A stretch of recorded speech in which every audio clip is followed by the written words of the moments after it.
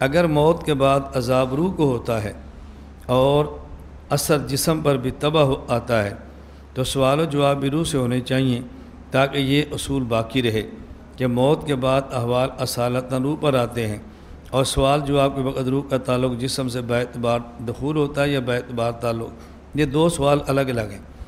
دیکھیں، جس طرح ثواب اور عذاب اصالتاً روح کو ہوتا ہے اور ضمناً اور طبعاً جسم کو ہوتا ہے، اسی طرح سوال اور جواب اصالتاً روح کو ہوتا ہے اور طبعاً اور ضمناً جسم سے ہوتا ہے۔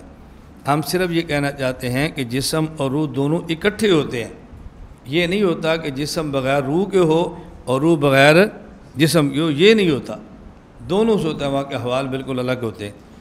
سوال جواب کے وقت روح کا تعلق جسم سے باعتبار دخول ہوتا ہے یا باعتبار تعلق؟ دخول تعلق یہ قسم ہے، ایک ہوتا ہے دخول، ایک ہوتا ہے تلبس۔ ہم کہتے ہیں روح کا جسم کے ساتھ تعلق ہوتا ہے، خواہ وہ تعلق دخول کا ہو خواہ وہ تعلق تلبس کا ہو۔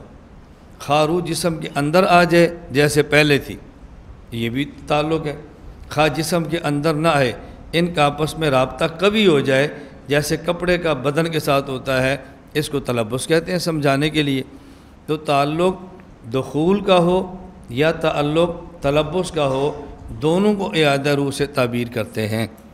اب مسئلہ یہ ہے کہ جب آدمی فوت ہوتا ہے، روح جسم سے نکلتی ہے، پھر روح کو لٹایا جاتا ہے۔ کل بات آ چکی ہے، اعادۃ الروح الی الجسد فی قبرہ حق، یہ جسد بجمیع اجزائہ مجتمعۃ کانت و متفرقۃ، جسم کے تمام اجزاء سے تعلق ہوتا ہے، ہاں اجزاء اکٹھے ہوں یا اجزاء الگ الگ ہوں۔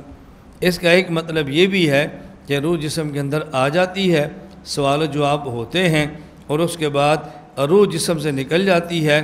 دنیا میں سمجھانے کے لیے ایسے کہتے ہیں جیسے آدمی سویا ہو تو روح جسم سے نکل جاتی ہے، لیکن روح کا تعلق جسم کے ساتھ بہت کبھی، اتنا کبھی ہوتا ہے کہ آنکھوں سے نظر آتا ہے۔ اور قبر میں روح نکل جاتی ہے، روح کا جسم سے تعلق ہوتا ہے، لیکن اتنا کمزور ہوتا ہے کہ جو دیکھنے سے نظر نہیں آتا، مشاہدہ سے محسوس نہیں ہوتا، لیکن روح اور جسم کا تعلق